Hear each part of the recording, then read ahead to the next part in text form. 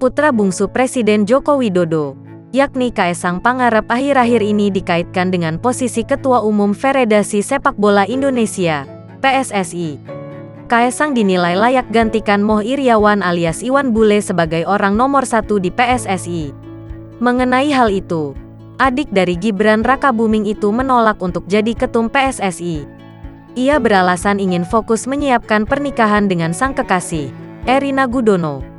Hal itu diungkap Kaesang Pangarep lewat unggahan di akun Twitter miliknya. "Nggak, saya mau ngurus nikahan dulu," tulis Kaesang Pangarep.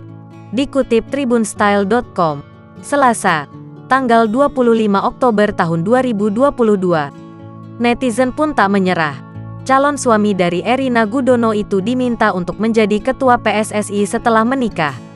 "Abis nikahan langsung ya nyalonin ketua PSSI cocok," kata netizen lain. Namun lagi-lagi, Kaesang menolak permintaan netizen tersebut dan beralasan ingin memiliki momongan terlebih dahulu. "Nggak, fokus bikin Kaesang Junior dulu," jawabnya.